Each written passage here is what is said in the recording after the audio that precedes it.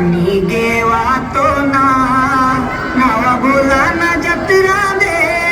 नावा बोला ना मेला दे, पैदाले ताकायला तो नावा बोला ना जत्रा दे,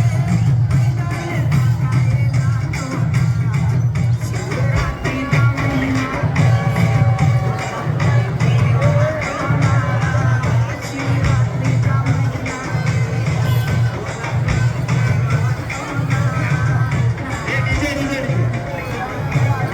आपल्या दहीहंडीसाठी सतत आपल्याला मदत करणार आहे आणि आपले सन्मान चिन्ह म्हणताना वापरतो आपले श्रेष्ठ गुरु